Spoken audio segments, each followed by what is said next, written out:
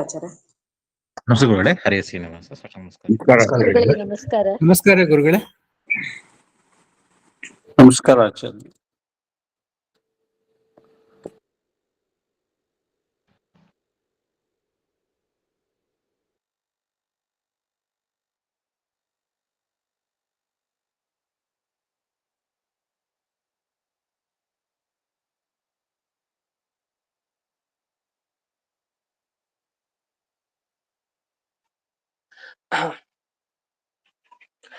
ಸುಮತಿಭಿರನುಮೇಯಂ ಶುಭ್ರಕಾಯಂ ಸಖಾಯಂ ಸುಖಮಯಮನಪಾಯಂ ಮುಕ್ತ್ಯುಪಾಯಂ ವಿಮಾಯಂ ನೃಹಯಮಹಮಮೇಯಂ ಧ್ಯೇಯಮಾಮ್ನಾಯಗೇಯಂ ಸದಜಮಸದಜೇಯಂ ಶ್ರೀಸಹಾಯಂ ಭಜೇಯಂ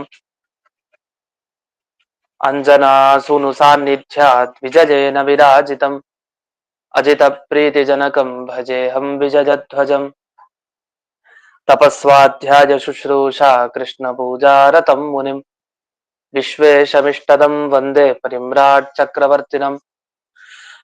ಶ್ರೀ ಗುರುಭ್ಯೋ ನಮಃ. ಹರಿ ಓಂ. ಜನ್ಮಾದ್ಯಸ್ಯ ಯತೋನ್ವಯಾದಿತರತಶ್ಚಾರ್ಥೇಷ್ವಭಿಘ್ನಸ್ವರಾಟ್ ತೇನೇ ಬ್ರಹ್ಮ ಹೃದಯ ಆದಿಕವಯೇ ಮುಹ್ಯಂತಿ ಯಂ ಸೂರಯಃ.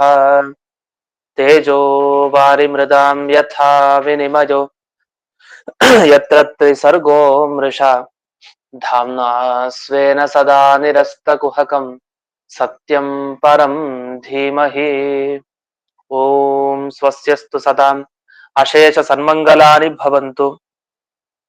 ಸಮ್ಯಕ್ ಶ್ಲೋಕೈಕ ಶ್ರವಣ ಪಠನ ಮಾತ್ರೇಣ ವಕ್ತುಶ್ಚ ಶ್ರೋತॄಣಾಂ ನಿಖಿಲ ಕಲಿಕೃತ ಕಲ್ಮಷ ಅಪನೋದನ ಪಟುತರೆ ಶ್ರೀಮದ್ಭಾಗವತೆ ಮಹಾಪುರಾಣೆ ಪ್ರಥಮ ಸ್ಕಂಧೆ ಸಪ್ತದಶಾಧ್ಯಾಯೇ ಅದ್ಯ ಕಥಾನುವಾದೇ ಸತಿ ಕಿಂಚಿತ್ ಪೂರ್ವ ಕಥಾನುವಾದಃ.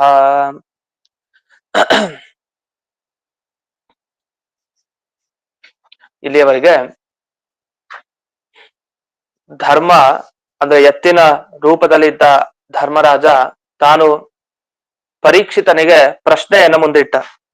ನಮಗ್ ಯಾಕೆ ಈ ರೀತಿ ಪರಿಸ್ಥಿತಿ ಅದ್ ನಮಗೂ ಗೊತ್ತಿಲ್ಲ, ನೀನು ವಿಚಾರ ಮಾಡಿದ್ರೆ ಮಾಡಿ ಹೇಳು ಅಂತ ಪರೀಕ್ಷಿತ್ ರಾಜನಿಗೆ ಎತ್ತಿನ ರೂಪದಲ್ಲಿದ್ದ ಧರ್ಮ ಯಮಧರ್ಮ ತಾನು ಹೇಳಾಯ್ತು.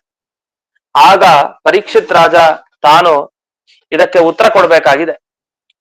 ಆ ಉತ್ತರವನ್ನ ಏನು ಕೊಡ್ತಾನೆ, ಅವನು ಯಾವ ರೀತಿ ಮಾತಾಡ್ತಾನೆ ಅನ್ನುವ ವಿವರಣೆ ಮುಂದಕ್ಕೆ ಈಗ ಇದೆ. ಅದನ್ನು ಈಗ 20ನೆಯ ಶ್ಲೋಕದಿಂದ ಗಮನಿಸೋಣ. 20ನೆಯ ಶ್ಲೋಕ. ಏವಂ ಧರ್ಮೇ ಪ್ರವದತಿ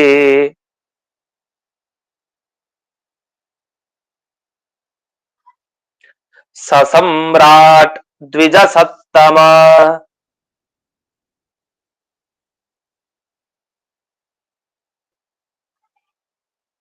ಸಮಾಹಿತೇನ ಮನಸಾ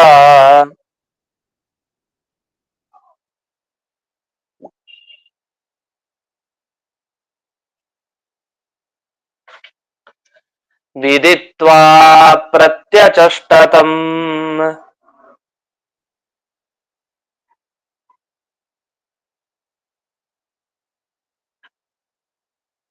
ಏವಂ ಧರ್ಮೇ ಪ್ರವದತಿ. ಇಲ್ಲಿವರೆಗೆ ಧರ್ಮ ಮಾತಾಡತು. 3 ಕಾಲನ್ನ ಕಳ್ಕೊಂಡಿರುವಂತ ಎತ್ತು ತಾನು ಇಲ್ಲಿವರೆಗೆ ಪರೀಕ್ಷಿತ್ ರಾಜನ ಬಳಿ ಮಾತನಾಡಿದಾಗ ಸಸಮ್ರಾಟ್, ಆಗ ಪರೀಕ್ಷಿತ ತಾನು ಉತ್ತರ ಕೊಡ್ಲಿಕ್ಕೆ ಅಂತ ಪ್ರಾರಂಭ ಮಾಡ್ತಾನೆ. ಸಮಾಹಿತೇನ ಮನಸ, ಯೋಚನೆ ಮಾಡ್ತಾನೆ, ದಿಢೀರಂತ ಉತ್ತರ ಕೊಡ್ಲಿಲ್ಲ. ಏಕಾಗ್ರ ಮನಸ್ಸಿನಿಂದ ತಾನು ಯೋಚಿಸಿದ, ಏನ್ ಉತ್ತರ ಕೊಡ್ಬೇಕು ಈ ಪ್ರಶ್ನೆಗೆ. ಯಾಕೆಂದ್ರೆ ಒಂದಲ್ಲ ಎರಡಲ್ಲ, ತುಂಬಾ ಗಂಭೀರವಾದ ಪ್ರಶ್ನೆಯನ್ನೇ ಮಾಡಿತ್ತು ಧರ್ಮ. ಜನರಿಗೆ ಕಷ್ಟಗಳು ಯಾರಿಂದ ಬರ್ತಾ ಇದೆ, ಅದು ತಮ್ಮ ಕರ್ಮಗಳಿಂದಲೋ ಅಥವಾ ದೇವರಿಂದಲೋ ಮತ್ತೊಬ್ಬರಿಂದಲೋ, ಹೇಗೆ ಕಷ್ಟಗಳು ಬರ್ಲಿಕ್ಕೆ ನಾವೇ ಕಾರಣನೋ, ನಮ್ಮ ಕಷ್ಟಗಳಿಗೆ ನಮ್ಮ ಮನಸ್ಸು ಕಾರಣನೋ, ನಾವು ಮಾಡಿರೋ ಕರ್ಮ ಕಾರಣನೋ, ನಾವು ಅನ್ಕೊಂಡಿರೋ ಅದೃಷ್ಟ ಕಾರಣನೋ, ಅಥವಾ ದೇವರು ಕಾರಣನೋ, ಯಾರು ಅನ್ನುವ ಒಳ್ಳೆಯ ಪ್ರಶ್ನೆಯನ್ನ ಯಮಧರ್ಮರಾಯ ತಾನು ಕೇಳಿದಾಗ ಸಮಾಹಿತೇನ ಮನಸ, ಬಹಳ ಏಕಾಗ್ರ ಮನಸ್ಸಿನಿಂದ ತುಂಬಾ ಹೊತ್ತು ಯೋಚನೆ ಮಾಡಿ ಪ್ರತ್ಯಾಚಷ್ಟ ಉತ್ತರವನ್ನ ಕೊಡ್ಲಿಕ್ಕೆ ಅಂತ ಪ್ರಾರಂಭವನ್ನ ಈ ಪರೀಕ್ಷನ್ ಮಹಾರಾಜ ಮಾಡ್ತಾ ಇದ್ದಾನೆ. ಇಲ್ಲಿ ಪ್ರತ್ಯಾಚಷ್ಟ ಅಂತ ಶಬ್ದ ಇದೆ, ಅದನ್ನ ಪ್ರತ್ಯಚಷ್ಟ ಅಂತ ಹೇಳಿ ನಾವು ಅದ್ರ ವಿವರಣೆ ಮಾಡ್ಬೇಕು. ಅಂದ್ರೆ ವಾಸ್ತವಿಕವಾಗಿ ಪ್ರತ್ಯಾಚಷ್ಟ ಪರೀಕ್ಷಿತ್ ರಾಜ ಯಮಧರ್ಮರಾಯನಿಗೆ ಉಪದೇಶ ಕೊಡೋ ಅಗತ್ಯ ಇಲ್ಲ. ನಿಜವಾಗಿ ಯಮಧರ್ಮರಾಯ ಸ್ವಯಂ ಉನ್ನತ ಕಕ್ಷೆಯಲ್ಲಿ ಇರೋರು. ಅವನಿಗೆ ಸಹಜವಾಗಿ ಗೊತ್ತಿದೆ ಜನರಿಗೆ ಯಾಕೆ ಈ ಕಷ್ಟಗಳು ಬರ್ತಾ ಇದೆ, ಯಾರಿಂದ ಬರ್ತಾ ಇದೆ ಎಲ್ಲ ಗೊತ್ತಿದೆ. ಅದನ್ನ ಪರೀಕ್ಷಿತ್ ರಾಜನಿಂದ ಉತ್ತರ ಪಡ್ಕೊಳ್ಳೋ ಅವಶ್ಯಕತೆ ಇಲ್ಲ ವಸ್ತುತಃ. ಆದರೂ ಈ ನೆಪದಲ್ಲಿ ಜನರಿಗೆಲ್ಲ ತಿಳಿಸ್ಬೇಕಾಗಿದೆ. ಈ ನಿಟ್ಟಿನಲ್ಲಿ ಪರೀಕ್ಷಿತ್ ರಾಜನಿಗೆ ಸುಮ್ನೆ ಪ್ರಶ್ನೆ ಕೇಳಿದ್ದಷ್ಟೇ ಇದು. ಪರೀಕ್ಷಿತ್ ರಾಜ ಅದನ್ನ ಮುಂದೆ ವ್ಯಕ್ತಪಡಿಸ್ತಾನೋ ಕೂಡ. ನಿಮಗ್ ಗೊತ್ತಿಲ್ವಾ ಅಂತ ತಾನು ಪರೀಕ್ಷಿತ್ ಮಹಾರಾಜ ಹೇಳೋದು ಇದೆ. ಆ ನಿಟ್ಟಿನಲ್ಲಿ ಪ್ರತ್ಯಾಚಷ್ಟ ಅಂತ ಇದ್ದದ್ದನ್ನ ಪ್ರತ್ಯಚಷ್ಟ ಅಂತ ಮಾಡಿದ್ರೆ ಏನಾಯ್ತು, ನಿಜವಾಗಿ ಇವರು ಉಪದೇಶ ಕೊಡೋ ಅಗತ್ಯ ಇಲ್ಲದೆ ಇದ್ರು ಇದೊಂದು ಸಂದರ್ಭದಲ್ಲಿ ಉಪದೇಶ ಕೊಡೋ ತರ ಒಂದು ನಟನೆ ನಡೀತು ಅಂತ ಈ ಅರ್ಥ ತಿಳಿಸ್ಲಿಕ್ಕೆ ಪ್ರತ್ಯಾಚಷ್ಟ ಅನ್ನೋದು ಪ್ರತ್ಯಚಷ್ಟ ಅಂತ ಈ ರೀತಿ ಆಗಿದೆ ಅಂತ ಆಯ್ತು. ಈ ರೀತಿ ಯೋಚನೆ ಮಾಡಿದ್ನಲ್ಲ, ಏನು ಉತ್ತರ ಕೊಡ್ಲಿಕ್ಕೆ ಅಂತ ಪ್ರಾರಂಭವನ್ನ ಮಾಡಿದ ಅನ್ನೋದರ ವಿವರಣೆಯನ್ನ ಇಲ್ಲಿ ಮಾಡ್ತಾರೆ. ತಾನು ಮನಸಾವಿದಿತ್ವ ಯೋಚನೆ ಮಾಡಿದ್ನಲ್ಲ, ತನಗ್ ಗೊತ್ತಾಯ್ತು. ಶಾಸ್ತ್ರ ಆಲೋಚನೆ ಮಾಡಿ ಪರೀಕ್ಷಿತ್ ರಾಜ ಒಂದು ನಿರ್ಣಯ ಕೊಡ್ತಾನೆ, ಯಾರಿಂದ ಈ ಕಷ್ಟಗಳು ಮನುಷ್ಯರಿಗೆ, ಯಾವ ಕಾರಣಕ್ಕೆ ಅಂತ. ಅವನೇನ್ ಯೋಚನೆ ಮಾಡ್ದ ಅನ್ನೋದನ್ನ ಇಲ್ಲಿ ವಿವರಣೆಯನ್ನ ಮಾಡ್ತಾರೆ. ವಿವರಣೆ ಮಾಡ್ತಾ ಹೇಳೋದು ಭಗವದ್ಗೀತೆಯ ಮಾತನ್ನ ನೆನಪಿಸ್ಕೊಳ್ತಾರೆ. ನಮಗೆ ಯಾವುದೇ ಏನೇ ಪಡಿತಾ ಇದೀವಿ ಅಂತ ಆದ್ರೆ ಅದಕ್ಕೆಲ್ಲ ಮೂಲ ಕಾರಣ ಯಾರು? ದೇವರೇ ಕಾರಣ.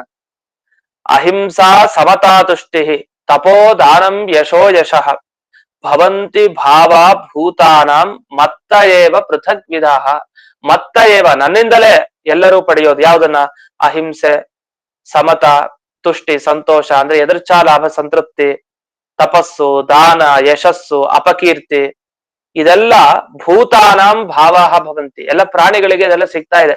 ನಮಗೆ ಕೀರ್ತಿ, ಅಪಕೀರ್ತಿ, ಅಹಿಂಸೆ, ಹಿಂಸೆ ಆಗಲ್ಲ, ಕೆಲವು ಸಲ ಹಿಂಸೆ ಆಗತ್ತೆ, ಮತ್ತೆ ಎದುರ್ಚಾ ಲಾಭ ತೃಪ್ತಿ ಉಂಟಾಗುತ್ತೆ, ತಪಸ್ಸು, ದಾನ, ಇದೆಲ್ಲ ಏನೇನ್ ಆಗ್ತಾ ಇದೆ ಪ್ರಾಣಿಗಳಿಗೆ ಅದೆಲ್ಲ ನನ್ನಿಂದಲೇ ಆಗೋದು. ಆದ್ರೆ ಒಬ್ಬೊಬ್ಬರಿಗೂ ಕೂಡ ಬೇರೆ ಬೇರೆ ರೀತಿ ಆಗತ್ತೆ. ಒಬ್ಬರಿಗೆ ಯಾವ ದಾನನೋ ಇನ್ನೊಬ್ಬರಿಗೆ ಅದೇ ದಾನ ಇರಲ್ಲ, ಒಬ್ಬರಿಗೆ ಯಾವ ಕೀರ್ತಿನೋ ಅದೇ ಕೀರ್ತಿ ಇನ್ನೊಬ್ಬರಿಗೆ ಇರಲ್ಲ. ಈ ತರ ಅಷ್ಟೇ ಅಲ್ಲ, ಅಹಂ ಸರ್ವಸ್ಯ ಪ್ರಭವ ಮತ್ತಃ ಸರ್ವಂ ಪ್ರವರ್ತತೆ. ನಾನೇ ಎಲ್ಲದಕ್ಕೂ ಸೃಷ್ಟಿಕರ್ತ, ನನ್ನಿಂದಲೇ ಎಲ್ಲ ಪ್ರವೃತ್ತಿ ಆಗ್ತಾ ಇರೋದು ಅಂತ ಯಾರು ತಿಳಿತಾರೋ ಅವರಿಗೆ ನಿಜವಾಗಿ ಜ್ಞಾನಿ ಪದವಿ, ಅವರೇ ನಿಜವಾದ ಜ್ಞಾನಿಗಳು. ಬುದ್ಧಿ ಜ್ಞಾನಮಸಮ್ಮೋಹ ಬುದ್ಧಿರ್ ಜ್ಞಾನಮಸಮ್ಮೋಹ ಕ್ಷಮಾ ಸತ್ಯಂ ದಮಶಮಃ ಸುಖಂ ದುಃಖಂ ಭವೋ ಭಾವೋ ಭಯಂ ಚ ಅಭಯಮೇವ ಚ. ಎಲ್ಲ ಭಗವದ್ಗೀತೆಯಲ್ಲಿ ಎಲ್ಲ ವರ್ಣಿಸಿದ್ದಾರೆ.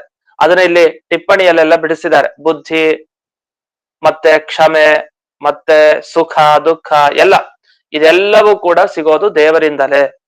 ಹಾಗಾದ್ರೆ ಜೀವರಿಗೆ ಏನು ಸಿಗ್ತಾ ಇದೆ ಅಂದ್ರು ಅದು ದೇವರ ಅಧೀನವಾಗಿ ಸಿಗ್ತಾ ಇದೆ, ಅಷ್ಟಂತೂ ಸ್ಪಷ್ಟ. ಹಾಗಾದ್ರೆ ಈ ಕರ್ಮ ಕಾಲ ಎಲ್ಲ ಬೇಡವಾ ಅಂದ್ರೆ ಅದೆಲ್ಲ ಬೇಕಂತೆ. ಪ್ರಾರಬ್ಧ ಕರ್ಮಗಳನ್ನೆಲ್ಲ ಜೀವರದೇನಿದೆ ಅದನ್ನ ಅವಲಂಬಿಸಿ ದೇವರು ಹಾಗೆ ಯಾವ ಕಾಲಕ್ಕೆ ಏನ್ ಕೊಡಬೇಕೋ ಅಂತ ಕರ್ಮಗಳನ್ನ ಅವಲಂಬಿಸಿಕೊಂಡು ಅವನು ಆಯಾಯ ಕಾಲದಲ್ಲಿ ಜೀವರಿಗೆ ತಾನು ಕಷ್ಟಗಳನ್ನ, ಕೆಲವು ಸರಿ ಸುಖವನ್ನ ತಾನು ಕೊಡ್ತಾನೆ. ಹಾಗಾದ್ರೆ ಈ ಪಾಪಾದಿಗಳೆಲ್ಲ, ಪಾಪಕರ್ಮ ಎಲ್ಲ ಇದೆಯಲ್ಲ ಅಂದ್ರೆ ಅದ್ ನಿಜ, ಅದು ದುಃಖಕ್ಕೆ ಕಾರಣ. ಆದ್ರೆ ಪ್ರಧಾನ ಕಾರಣ ಅಲ್ಲ, ಮುಖ್ಯ ಕಾರಣ ಅಲ್ಲ. ಅದು ಮುಖ್ಯವಾಗಿ ದೇವರೇ. ಯಾಕೆಂದ್ರೆ ದೇವರ ಅಧೀನವಾಗಿ ಎಲ್ಲವೂ ಇದೆ. ಕರ್ಮ ಅಧೀನ, ಕಾಲ ಅಧೀನ, ಪುಣ್ಯ ಅಲ್ಲ ಪಾಪ ಅಲ್ಲ, ಏನೇನಿದೆ ವಸ್ತುಗಳು ಎಲ್ಲವೂ ಅವನ ಅಧೀನ. ಆದ್ರಿಂದಲೇ ಪರಮಾತ್ಮನೇ ಎಲ್ಲದಕ್ಕೂ ಕಾರಣ. ಯಾಕೆಂದ್ರೆ ಅವನು ದೈವ ಅಂದ್ರೆ ಅವರನ್ನೇ ಕರೆಯೋದು. ಯಾಕೆ ದೇವತೆಗಳಲ್ಲಿ ಉತ್ತಮ ಅಂದ್ರೆ ದೈವ. ಹಿಂದೆ ಒಂದು ಶಬ್ದ ಬಂತು, ಕೆಲವರು ಎಲ್ಲ ನಮ್ಮ ಅದೃಷ್ಟನೇ ಕಾರಣ, ನಮಗೆ ಈ ಅದೃಷ್ಟ ಚೆನ್ನಾಗಿಲ್ಲ ದುರದೃಷ್ಟ ಇತ್ತು ಅಂತ ಹೇಳ್ತಾ ಇರ್ತೀವಿ. ಅದು ದುರದೃಷ್ಟ ಇರೋದ್ರಿಂದಾಗಿ ಈ ರೀತಿ ಫಲ ಆಯ್ತು ಕೆಟ್ಟದ್ದು. ಅಲ್ಲೆಲ್ಲ ದೈವ ಅಂತ ಏನು ಶಬ್ದ ಬರ್ತಾ ಇದೆ ಅದೆಲ್ಲ ಭಗವಂತನ ಬಗ್ಗೆ ಇರೋದು. ಇನ್ನು ಕರ್ಮ ಅಂದ್ರೆ ಅವನೇ ಕರ್ಮ. ಎಲ್ಲೆಲ್ಲಿ ಯಾರ್ಯಾರು ಆತ್ಮ, ದೈವ, ಕರ್ಮ ಅಂತ ಏನೇನು ಶಬ್ದ ಬಳಸಿದ್ರು ಅದೆಲ್ಲ ದೇವರನ್ನೇ ಹೇಳ್ತಾ ಇರೋದು. ಯಾಕೆ ಅಂದ್ರೆ ಕರ್ಮ ಅಂದ್ರೆ ಏನು? ಎಲ್ಲವನ್ನು ಮಾಡುವಂತ ಶಕ್ತಿ, ಸಕಲ ಕರಣ ಶಕ್ತಿ ಎಲ್ಲಿರುತ್ತೋ ಅದನ್ನ ಕರ್ಮ ಅಂತ ಕರಿತೀವಿ. ದೇವರಿಗೆ ಮಾತ್ರ ಅಂತ ಶಕ್ತಿ ಇರೋದು. ನಾವು ಮಾಡೋ ಕರ್ಮ ಅದು ಜಡ, ಅದಕ್ಕೇನು ಶಕ್ತಿ ಇದೆ? ಅದಕ್ಕೆ ಶಕ್ತಿ ಇಲ್ಲ. ಇನ್ನು ಆತ್ಮ, ಆತ್ಮ ಅಂದ್ರೆ ಯಾರು? ಅವರಿಗೆ ಸ್ವೀಕಾರ ಮಾಡೋದು ಗೊತ್ತು, ಕೊಡೋದು ಗೊತ್ತು. ಅವನು ಬೇರೆಯವರಿಂದ ಹೇಗ್ ಪಡೆಯೋದು ಅನ್ನೋದು ಗೊತ್ತು, ತಾನೇನ್ ಕೊಡ್ಬೇಕು ಅನ್ನೋದು ಗೊತ್ತು. ಆದಾನಾದಿ ಕರ್ತೃತ್ವ ಅವನಲ್ಲಿದೆ ಅಂತ ಹೇಳ್ತಾರೆ. ಇನ್ನು ಸ್ವಭಾವ, ಸ್ವಭಾವ ಅಂತಂದ್ರೆ ತನ್ನಿಂದ ಇಡೀ ಪದಾರ್ಥಗಳಿಗೆ ಪ್ರಕಾಶ. ನಾವು ಇವತ್ತೇನಾದ್ರು ಬೆಳಗ್ತಾ ಇದೀವಿ ಅಂದ್ರೆ ಅದಕ್ಕೆ ಭಗವಂತ ಒಳಗಿರ್ತಾನೆ ಅನ್ನೋದೇ ಕಾರಣ. ಅಂದ್ರೆ ಯಾವುದೇ ಜೀವರಿಗಾದ್ರೂ ಕೂಡ ಆ ಜೀವ ಒಳ್ಳೆ ಫಲವನ್ನ ಪಡಿತಾನೆ, ಅವನು ಪ್ರಕಾಶ, ಅವನ ಕೀರ್ತಿ ಎಲ್ಲ ಹಬ್ತಾ ಇದೆ ಅಂದ್ರೆ ಒಳಗಡೆ ದೇವರಿರ್ತಾನೆ ಅಂತ ಅರ್ಥ. ದೇವರ ಪ್ರಕಾಶದಿಂದ ಆ ಜೀವಿ ಪ್ರಕಾಶಿತನಾಗ್ತಾನೆ, ಅವನ ಪ್ರಕಾಶಕ್ಕೆ ಬರ್ತಾನೆ. ಆದ್ರಿಂದ ಸ್ವಭಾವ, ಕರ್ಮ, ದೈವ, ನೀವೇನೇನು ಶಬ್ದ ಬಳಸ್ತೀರಿ, ಅಥವಾ ಅಧರ್ಮ ಅನ್ನೋ ಶಬ್ದ ಬಳಸ್ತೀರಿ. ಅಧರ್ಮ ಅಂದ್ರೇನು? ಯಾರಿಂದ ಧರ್ಮ ಉಂಟಾಗತ್ತೋ ಅವನೇ ಅಧರ್ಮ. ಅಂದ್ರೆ ಪರಮಾತ್ಮ, ಅವರಿಂದ ಧರ್ಮ. ಅಧರ್ಮ ಅಂದ್ರೆ ಅಧರ್ಮವನ್ನ ನಿಯಮನ ಮಾಡೋಣ. ಹೀಗೆ ನಿಯಮನ ಮಾಡುವಂತಹ ಪರಮಾತ್ಮ, ಅವನಿಗೆ ಅಧರ್ಮ ಅಂತ ಹೆಸರು. ಹೀಗೆ ಯಾವುದೇ ಶಬ್ದವನ್ನ ಯಾರೇ ತರ್ಕ ಮಾಡ್ಲಿ, ಅವ್ರಿಗೆಲ್ಲ ಉತ್ತರ ಏನು ಅಂದ್ರೆ, ನೀವ್ ಹೇಳ್ತಾ ಇರೋ ಶಬ್ದ ಇಲ್ಲ, ಅದು ದೇವರನ್ನ ಹೇಳ್ತಾ ಇದೆ, ದೇವರೇ ಅದಕ್ಕೆ ಮುಖ್ಯ ಕಾರಣ. ಅಷ್ಟೇ ಅಲ್ಲ, ಅಪ್ರತರ್ಕ್ಯ ಮತ್ತೆ ಅನಿರ್ವಾಚ್ಯ ಅಂತ ಎರಡು ಶಬ್ದ ಬಳಸಿದ್ರು. ಅಂದ್ರೆ ಹಿಂದೆ ಬಳಸಿದ ಶಬ್ದಗಳಿಗೆಲ್ಲ ಪರೀಕ್ಷಿತ್ ರಾಜ ತಾನು ಉತ್ತರ ಕೊಡ್ತಾ ಇದ್ದಾನೆ. ಅಪ್ರತರ್ಕ್ಯ ಅಂದ್ರೆ ಯಾವುದು? ಹಾಗೆ ಹೇಳಿದ್ರು, ಅಜ್ಞಾನ ಇದೆ ನಮ್ಮಲ್ಲಿ, ಆ ಅಜ್ಞಾನವೇ ನಮ್ಮ ಸಂಸಾರಕ್ಕೆ ಕಾರಣ. ಅದು ನಿಜವಾಗಿ ಅದಲ್ವಂತೆ, ಭಗವಂತನೇ ಕಾರಣ ಅಂತೆ. ಯಾಕೆಂದ್ರೆ ಅಪ್ರತರ್ಕ್ಯ, ಸರಿಯಾಗಿ ತಿಳ್ಕೊಳ್ಳಿಕ್ ಸಾಧ್ಯ ಇಲ್ಲ. ಕೆಟ್ಟ ತರ್ಕಗಳನ್ನ ಮಾಡಿ ಭಗವಂತನ ಬಗ್ಗೆ ತಿಳಿಲಿಕ್ ಸಾಧ್ಯ ಇಲ್ಲ. ಆದ್ರಿಂದ ಅವನಿಗೆ ಅಪ್ರತರ್ಕ್ಯ ಅಂತ ಕರೀತಾರೆ. ಇನ್ನು ಅನಿರ್ವಾಚ್ಯ, ಅವನ ಬಗ್ಗೆ ಯಾವುದೇ ಶಬ್ದ ಇಲ್ಲ ಅಂತ ಅರ್ಥ ಅಲ್ಲ. ಅವನ ಬಗ್ಗೆ ಶಬ್ದನು ಸೋಲ್ತಾ ಇದೆ ಅಂದ್ರೆ ಪೂರ್ಣವಾಗಿ ಹೇಳಲಿಕ್ ಬರ್ತಾ ಇಲ್ಲ. ಹೀಗೆ ಎಲ್ಲ ರೀತಿಯಿಂದ ಗಮನಿಸಿದಾಗ ಈ ಧರ್ಮರಾಜ ಮಾಡಿದ ಪ್ರಶ್ನೆಗೆ ಪರೀಕ್ಷಿತ್ ರಾಜ ಕೊಟ್ಟ ಉತ್ತರ ಏನು ಅಂದ್ರೆ, ದೇವರೊಬ್ಬನೇ ಮುಖ್ಯವಾಗಿ ಕಾರಣ ಎಲ್ಲದಕ್ಕೂ. ಆದ್ರೆ ಅವನು ಪಕ್ಷಪಾತ ಮಾಡ್ತಾ ಇಲ್ಲ, ಅವನಿಗೆ ದಯೆ ಇಲ್ಲ, ಕಾರುಣ್ಯ ಇಲ್ಲ ಅಂತ ಅನ್ಬಾರ್ದು. ಕಾರುಣ್ಯ ಇದೆ, ಪಕ್ಷಪಾತ ಮಾಡ್ತಾ ಇಲ್ಲ.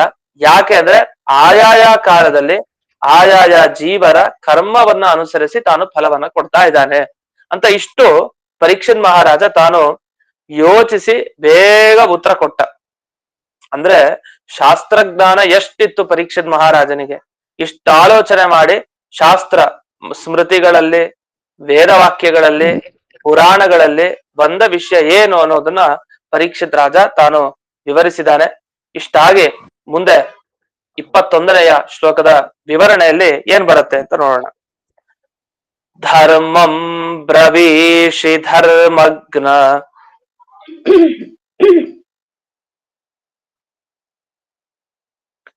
ಧರ್ಮೋಸಿ ವೃಷರೂಪಧಕ್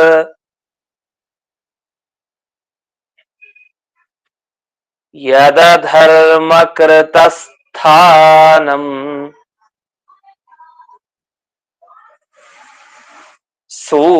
ಸೂಚಕಸ್ಯಾಪಿ ತದ್ಭವೇತ್.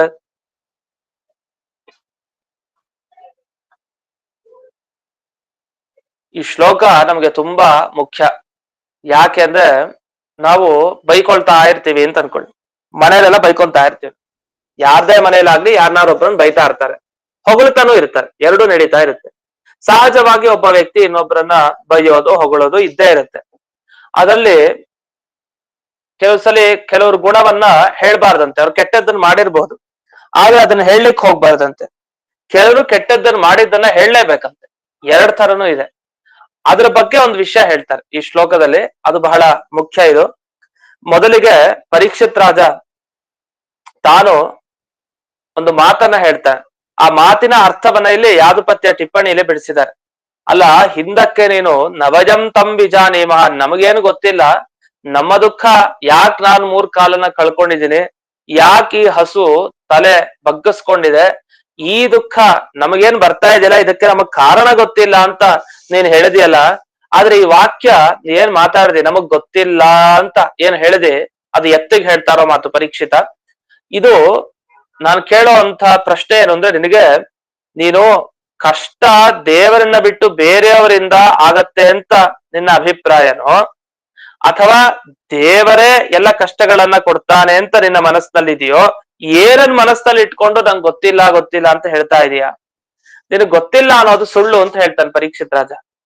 ಧರ್ಮ ಎತ್ತಿನ ರೂಪದಲ್ಲಿ ಇದ್ದಾನೆ, ಅದು ಗೊತ್ತಾಗ್ಬಿಡ್ತಿ ಈಗ. ಓ, ಇದು ಎತ್ತಲ್ಲ, ಇದು ಸಾಮಾನ್ಯವಾದ ಪ್ರಾಣಿ ಅಲ್ಲ. ಅದರ ಲಕ್ಷಣ ನೋಡಿದ್ರೆ ಗೊತ್ತಾಗ್ತಾ ಇತ್ತು, ಹಿಂದಕ್ ವರ್ಣಿಸಿದ್ರು ಇದು ಸಾಮಾನ್ಯವಾದ ಎತ್ತಲ್ಲ, ಇದು ಯಾವ್ದೋ ದೇವ ಪುರುಷನೇ ಇರಬೇಕು ಅಂತ ಪರೀಕ್ಷಿತ ಮುಂಚೆನೆ ಹೇಳಿದ ಒಂದು ಮಾತಿದೆ. ಇಷ್ಟು ಶಾಸ್ತ್ರ ಮಾತಾಡದ ಮೇಲೆ ಯಾರ್ಗಾರು ಗೊತ್ತಾಗಲ್ವಾ? ಖಂಡಿತ ಗೊತ್ತಾಗತ್ತೆ, ಈ ಎತ್ತು ಸಾಮಾನ್ಯವಾದ ಎತ್ತಲ್ಲ. ಅದಕ್ಕೆ ಮಾತಾಡ್ತಾ ಇದ್ದಾನೆ, ಧರ್ಮಂ ಬ್ರವೀಷಿ ಧರ್ಮಜ್ಞ. ನೀನು ಧರ್ಮರಾಜ ಅಂತ ಅದನ್ನ ಪ್ರೂವ್ ಮಾಡ್ಬಿಟ್ಟಿದ್ದಾನೆ ಅಂತ. ಯಾರು? ಯಮಧರ್ಮರಾಯ. ಯಾಕೆ ಅಂದ್ರೆ ನೀನ್ ಧರ್ಮ ಹೇಳ್ದೆ ಇದ್ವರ್ಗು ಅಂತ. ಆಶ್ಚರ್ಯ ಅನ್ಸತ್ತೆ. ಅವ್ನ್ ಕೇಳಿದ ಪ್ರಶ್ನೆ ಯಮಧರ್ಮರಾಯ, ಇವ್ ನೋಡಿದ್ರೆ ಧರ್ಮ ಹೇಳಿದಿ ಅಂತ ಹೇಳ್ತಾ ಇದ್ದಾನೆ ಪರೀಕ್ಷಿತ. ಇದಲ್ಲಿ ಏನ್ ಇವನು? ಅದು ಜ್ಞಾನಿಗಳಿಗೆ ಮಾತ್ರ ಜ್ಞಾನಿಗಳ ಮಾತು ಅರ್ಥ ಆಗತ್ತಂತೆ. ಯಮಧರ್ಮರಾಯ ಅಂತಹ ಜ್ಞಾನಿಯ ಮಾತು ಪರೀಕ್ಷಿತ್ ರಾಜನಂತಹ ಜ್ಞಾನಿಗೆ ಅರ್ಥ ಆಗೋದು. ಅವ್ನು ಹೇಳೋ ಮಾತೇನು? ಧರ್ಮಜ್ಞ, ನಿನಗೆ ಎಲ್ಲಾ ಧರ್ಮದ ಪರಿಚಯ ಇದೆ, ನಿಂಗೆಲ್ಲ ಗೊತ್ತಿದೆ. ನೀನು ವೃಷ ರೂಪದ್ರ ಧರ್ಮೋಸಿ, ನೀನು ಎತ್ತಿನ ರೂಪದಲ್ಲಿ ಬಂದ ಧರ್ಮ ನೀನು ಅಷ್ಟೇ. ಸಾಕ್ಷಾತ್ ಧರ್ಮವೇ ಈ ರೂಪದವನ್ನ ಎತ್ತುಕೊಂಡು ಧರಿಸಿಕೊಂಡು ಬಂದಿದೆ. ಧರ್ಮಂ ಬ್ರವೀಷಿ. ಯಾಕೆ ಅಂದ್ರೆ ನಾನು ಹೇಗ್ ಕಂಡು ಹಿಡಿದೆ ನಿನ್ನ ಅಂದ್ರೆ, ನೀನು ಧರ್ಮ ಹೇಳ್ತಾ ಇದ್ದೀನಿ ಇದ್ವರೆಗೂ.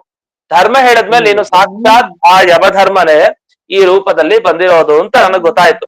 ಯಾಕೆ ಅಂದ್ರೆ ಯತ್ ಅಧರ್ಮ ಕೃತಃ ಸ್ಥಾನಂ ಸೂಚಕಸ್ಯಾಪಿ ತದ್ಭವೇತ್.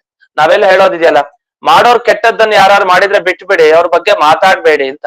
ಯಾಕೆ ಅಂದ್ರೆ ಅಧರ್ಮಕೃತ ಸ್ಥಾನಂ, ಕೆಟ್ಟವ್ರೇನಾದ್ರು ಪಾಪವನ್ನ ಮಾಡಿರ್ತಾರಲ್ಲ, ಅದನ್ನ ನೀವು ನಿಮ್ಮ ಬಾಯಲ್ಲಿ ಹೇಳಿದ್ರೆ, ನೀವು ಅದರ ಬಗ್ಗೆ ಯಾರ ಹತ್ರ ಹೇಳಿದ್ರೆ ನಿಮಗೂ ಅದೇ ಸ್ಥಾನ, ನಿಮ್ಗ ಆ ಫಲ ಸಿಗತ್ತೆ ಅಂತ.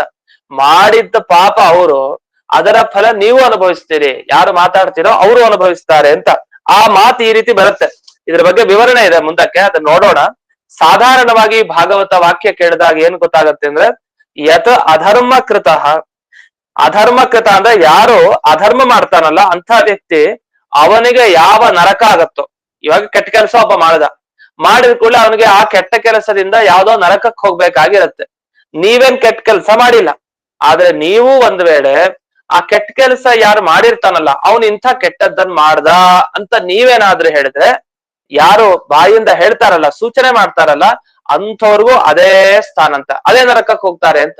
ಅಯ್ಯೋ, ಹಾಗಾದ್ರೆ ನಮ್ಗೆ ಯಾಕೆ ಬೇಕು? ಕೆಟ್ಟದ್ದನ್ನ ಯಾರು ಬೇಕಾದ್ ಮಾಡ್ಲಿ, ನಮ್ಗೆ ಯಾಕೆ ಹೇಳ್ಲಿಕ್ಕೆ ಯಾಕೆ ನಾವ್ ಹೋಗ್ಬೇಕು? ಬೇಡವೇ ಬೇಡ ಅಂತ ಅನ್ಸತ್ತೆ ಈ ಮಾತಿನಿಂದ. ಅದಕ್ಕೆ ಇಲ್ಲಿ ಆಚಾರ್ಯರು ವಿವರಣೆ ಮಾಡ್ತಾ ಹೋಗ್ತಾರೆ ಭಾಗವತ ತಾತ್ಪರ್ಯದಲ್ಲಿ. ಮಧ್ವಾಚಾರ್ಯ ವಿವರಣೆ ಏನು ಅದನ್ನು ಗಮನಿಸಿ. ಅದಕ್ಕೊಂದು ಪ್ರಮಾಣವನ್ನು ಕೂಡ ಕೊಡ್ತಾರೆ. ವೇದವ್ಯಾಸರ ಸ್ಮೃತಿ, ವ್ಯಾಸ ಸ್ಮೃತಿಯನ್ನ ಪ್ರಮಾಣ ಕೊಟ್ಟು ಒಂದು ವಿಷಯವನ್ನು ತಿಳಿಸ್ತಾ ಇದ್ದಾರೆ. ಯದ್ಯ ಧರ್ಮ ಕೃತ ಸದ್ಭಿ ನ ಸವಾಚ್ಯ ಕಥಂಚನ ಅಸತ್ಕೃತಮ ಧರ್ಮಂ ತು ವದನ್ ಧರ್ಮಮವಾಪ್ನುಯಾತ್. ಅದೇನು ಅಂದ್ರೆ, ಒಂದು ವೇಳೆ ಒಬ್ಬ ಸಾತ್ವಿಕ ಒಳ್ಳೆಯವನೇ, ಅವನು ಒಳ್ಳೆ ಧರ್ಮಾನುಷ್ಠಾನನೇ ಮಾಡ್ತಾ ಇದ್ದ, ಆದ್ರೆ ಒಂದು ಸಲಿ ತಪ್ಪು ಮಾಡ್ದ, ಅಧರ್ಮ ಮಾಡಿದಕ್ಕೆ ಅವನಿಗೆ ಶಿಕ್ಷೆ ಆಗ್ಬೇಕು. ನೀವೇ ಮಾಡ್ತೀರಿ, ಅವನು ಒಳ್ಳೆಯವನಾದ್ರೂ ಒಂದ್ಸಲಿ ಕೆಟ್ಟದ್ ಮಾಡ್ದ ಅಂತ ಅವನ ಬಗ್ಗೆ ಊರೆಲ್ಲ ಪ್ರಚಾರ ಮಾಡ್ಕೊಂಡ್ ಬಂದ್ಬಿಡತ್ತೆ. ಇವ್ನು ಕೆಟ್ಟದ್ ಮಾಡ್ದ ಅಂತ. ಒಳ್ಳೆಯವನು ಅವನ್ ಪಾಪ, ಅದೇ ಒಂದ್ಸಲಿ ಏನೋ ಕೆಟ್ಟದ್ದಾಯ್ತು, ಅಧರ್ಮಾಚರಣೆ ಮಾಡಿದ, ಅವನ ಬಗ್ಗೆ ಹೇಳ್ಕೊಂಬಂದ್ರೆ ಅದು ಧರ್ಮ ಅಲ್ವಂತೆ, ಅದ್ ಹೇಳ್ಬಾರ್ದಂತೆ ಆ ಸಂದರ್ಭದಲ್ಲಿ. ಹಾಗಾದ್ರೆ ಒಳ್ಳೆಯವರ ಬಗ್ಗೆ ಯಾವಾಗ್ಲಾದ್ರೂ ಒಮ್ಮೆ ಅವರು ಅಧರ್ಮಾಚರಣೆ ಮಾಡಿದ್ರೆ ಅದನ್ನ ಇನ್ನೊಬ್ಬರಿಗೆ ಹೇಳಲಿಕ್ಕೆ ಹೋಗ್ಲೇಬಾರ್ದು, ಮೌನ ಅಂತೆ. ನಸವಾಚ್ಯ ಕಥಂಚನ, ಯಾವ ಕಾರಣದಿಂದಲೂ ಅದನ್ನ ಹೇಳ್ಬೇಡಿ ಅಂತ. ಅಸತ್ಕೃತಂ ಅಧರ್ಮಂ, ಅದೇ ಒಂದು ಅವಕಾಶ ಕೊಟ್ಟಿದ್ದಾರೆ. ಅಸತ್ಕೃತಂ, ಅದೇ ದುಷ್ಟರು ಇರ್ತಾರಲ್ಲ, ದುಷ್ಟರು ಏನೇನ್ ಕೆಟ್ಟ ಕೆಲಸ ಮಾಡ್ತಾರೆ ಅದನ್ನೆಲ್ಲ ಹೇಳ್ಬೇಕಂತೆ ನಾವು. ಅದನ್ನ ಹೇಳಿದ್ರೆ ನಿಮಗ್ ಧರ್ಮ ಸಿಗತ್ತೆ ಅಂತ. ಹಾಗಾದ್ರೆ ಪುಣ್ಯ ಸಿಗಬೇಕಾ, ಪುಣ್ಯ ಲಾಭ ಆಗ್ಬೇಕಾ? ಕೆಟ್ಟವ್ರು ಏನ್ ಕೆಟ್ಟದ್ದನ್ನ ಮಾಡ್ತಾರಲ್ಲ ಅದನ್ನ ಹೇಳಿ ಎಲ್ಲಾ ಕಡೆ ಹೇಳಿ ಅದನ್ನ ನಿಲ್ಸ್ಲಿಕ್ಕೆ ವ್ಯವಸ್ಥೆ ಅಂತ ಅರ್ಥ. ಬರೀ ಹೇಳ್ತಾ ಕೂತ್ರೆ ಉಪಯೋಗ ಇಲ್ಲ. ಕೆಟ್ಟವ್ರೇನೋ ಕೆಟ್ಟದ್ದನ್ನ ಮಾಡ್ತಾ ಇದ್ದಾರೆ, ಅದನ್ನ ಹೇಳಿ ಅದನ್ನ ತಡಿಲಿಕ್ಕೆ ಪ್ರಯತ್ನ ಪಟ್ಟಿದ್ದೀವಿ ಅಂತ ಅರ್ಥ ಅದರದು. ಇಲ್ಲಾಂದ್ರೆ ಕೆಟ್ಟವ್ರು ಮಾಡಿದನ್ನ ಹೇಳ್ತಾನೆ ಇದ್ರೆ ಯಾವಾಗಲೂ ಹೇಳ್ತಾನೆ ಇರ್ತೀವಿ ಸುಮ್ನೆ, ಅದರಿಂದ ಲೋಕಕ್ಕೇನು ಉಪಯೋಗ? ಅವ್ರು ಮಾಡಿದ್ದನ್ನ ಹೇಳ್ತಾರೆ, ಎಲ್ರಿಗೂ ಗೊತ್ತಿರೋ ವಿಷಯನೇ, ಅವ್ರು ಕೆಟ್ಟದ್ದನ್ನ ಮಾಡ್ತಾ ಇದಾರೆ ದುಷ್ಟರು ಅಂತ. ಆದರೆ ದುಷ್ಟರು ಮಾಡುವಂತಹ ವಿಷಯ ಏನಿದೆ, ಆ ಕೆಟ್ಟದ್ದನ್ನ ಹೇಳಿ ನಾವ್ ಹೇಳ್ತಾ ಹೋದ್ರೆ ನಾವು ಆ ಧರ್ಮ ಉಳಿಸೋದ್ರಲ್ಲಿ ಸ್ವಲ್ಪ ಸಹಕಾರ ಮಾಡಿದ್ವಿ ಅಂತ ಅರ್ಥ. ಅಂದ್ರೆ ಬೇಗ ನೋಡಿ ಈ ತರ ಎಲ್ಲ ಆಗ್ತಾ ಇದೆ, ಇದನ್ನೆಲ್ಲ ಏನಾರು ಮಾಡ್ಬೇಕು, ಇದನ್ನ ತೊಂದರೆ ಆಗ್ತಾ ಇದೆ, ಈ ತರ ವಾರಣೆ ಮಾಡ್ಬೇಕು ಅಂತ ಹಲವು ವಿಷಯದಲ್ಲಿ ನಾವು ನಮ್ಮ ಮಾತನ್ನ ಜೋಡಿಸಿದ್ರೆ ಒಂದು ಗುಂಪಿನಲ್ಲಿ, ಆ ಜೋಡಿಸಿದಾಗ ಎಲ್ಲೋ ಒಂದ್ ಕಡೆ ಬದಲಾವಣೆಯಾಗಿ ಆ ಕೆಟ್ಟದ್ ನಿಲ್ಲತ್ತೆ. ಆ ನಿಂತ್ರೆ ನಮಗೆ ಧರ್ಮ ಉತ್ಪತ್ತಿ, ಪುಣ್ಯ ಲಾಭ ಆಗತ್ತೆ.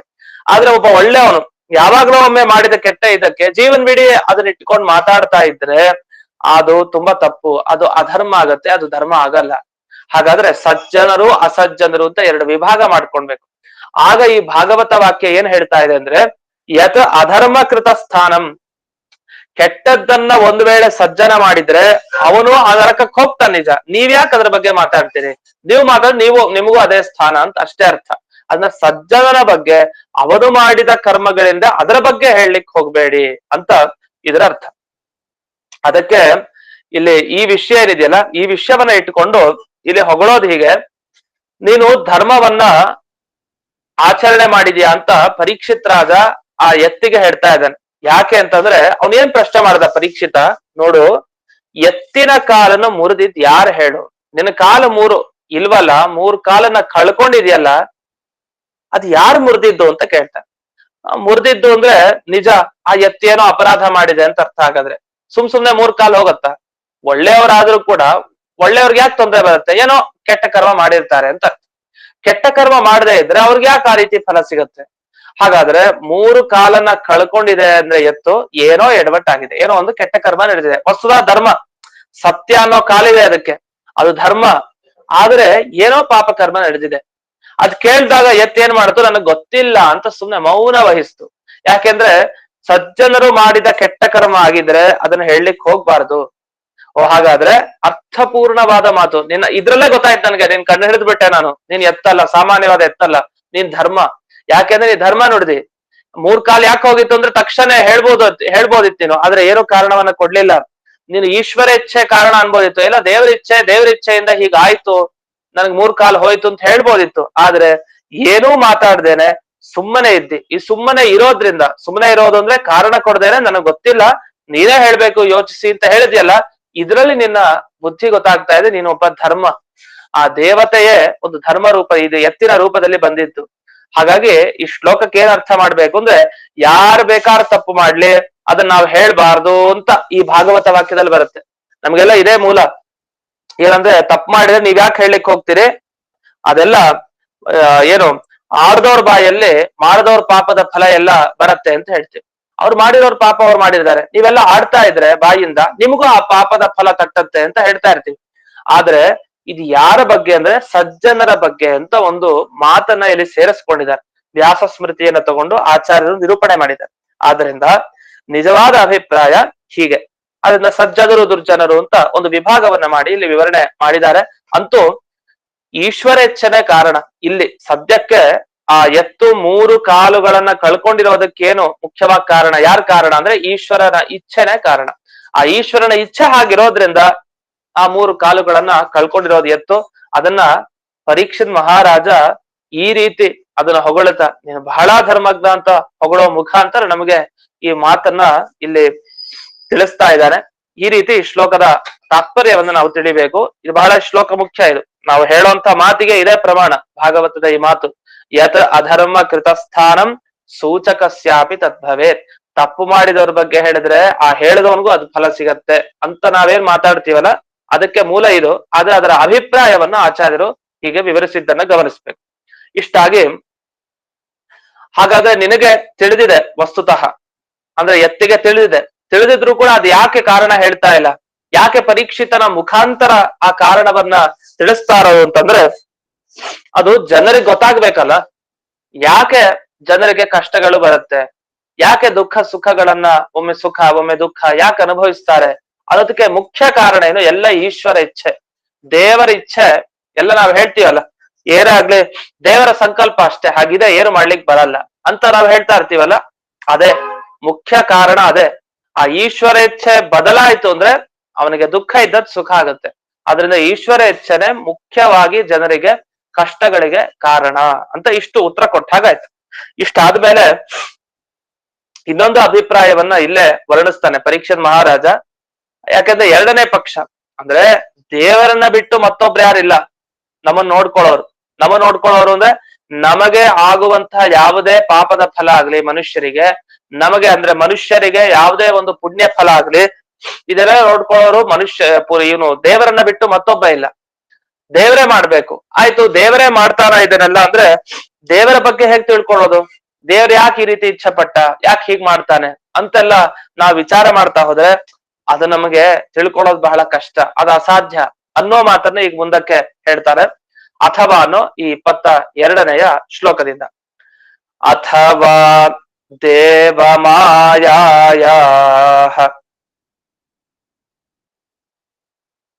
ನೂನಂ ಗತಿರಗೋಚರ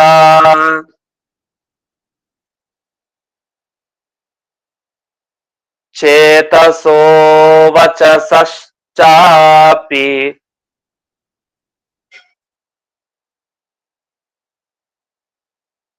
ಭೂತಾನಾಮಿತಿ ನಿಶ್ಚಯಃ.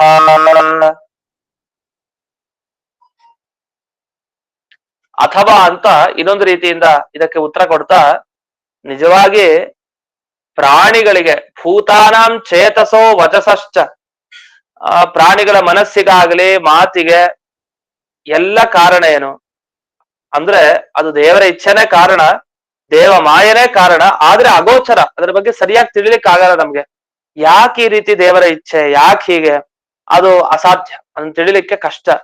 ಆದ್ರಿಂದ ನನಗೆ ನಿಶ್ಚಯ ಏನು ಅಂತಂದ್ರೆ, ನಿನಗ್ ಗೊತ್ತಿದೆ, ಗೊತ್ತಿದ್ರು ಕೂಡ ಬೇರೆ ಜನರಿಗೆ ಗೊತ್ತಾಗ್ಲಿ, ಎಲ್ಲ ದೇವರ ಇಚ್ಛೆಯಿಂದ ಹೀಗೆ ಆಗ್ತಾ ಇದೆ ಅಂತ ಅವ್ರು ತಿಳ್ಕೊಳ್ಳಿ ಅನ್ನೋದಕ್ಕೆ ನೀನೇ ನನ್ನ ಪ್ರಶ್ನೆಗೆ ಉತ್ತರ ಕೊಡದೇನೆ ನನ್ನಿಂದಲೇ ಉತ್ತರವನ್ನ ನೀನು ಕೊಡಿಸಿದ್ದು ಅಂತ ನಾ ತಿಳಿತೀನಿ ಅಂತ ಹೀಗೆ ಪರೀಕ್ಷಿತ್ ಮಹಾರಾಜ ಈ ಪ್ರಶ್ನೆಗಳಿಗೆ ತಾನು ಉತ್ತರವನ್ನ ಕೊಡ್ತಾ ಇದ್ದಾನೆ. ಇನ್ನು ಮುಂದಕ್ಕೂ ಇನ್ನೂ ಹಲವು ವಿಶೇಷ ವಿಚಾರಗಳನ್ನ ಹೇಳ್ತಾರೆ. ಅದೇನು ಅನ್ನೋದನ್ನ ಮತ್ತೆ ಮುಂದಿನ ಪಾಠ ಅಂದ್ರೆ ನಿಮ್ಗೆ ನಾಳೆ ಪಾಠ ಇರೋದಿಲ್ಲ, ನಾಡಿದ್ದು ಇಲ್ಲ, 2 ದಿವಸ. ಇದು ಅನಧ್ಯಯನ ಆದ್ರಿಂದ ಅಮಾವಾಸ್ಯೆ ಪಾಠ ಇರೋದಿಲ್ಲ. ಅದಾದ್ಮೇಲೆ ಮತ್ತೆ ಈ ಪಾಠ ಪ್ರಾರಂಭ ಅಂತ ಹೇಳ್ತಾ ಇಂದಿನ ಈ ಪಾಠವನ್ನ ಅಸ್ಮದ್ ಗುರುವಂತರ್ಗತ ವ್ಯಾಸತೀರ್ಥ ಗುರುವಂತರ್ಗತ ಭಾರತೀಯ ರಮಣ ಮುಖ್ಯ ಪ್ರಾಣಾಂತರ್ಗತ ಶ್ರೀಮನ್ಮೂಲ ಗೋಪಾಲ ಕೃಷ್ಣನಿಗೆ ಅರ್ಪಣೆ ಮಾಡ್ತೇನೆ. ಶ್ರೀಕೃಷ್ಣ ಅರ್ಪಣ. ನಮಸ್ಕಾರ ಆಚಾರ್ಯ. ನಮಸ್ಕಾರ.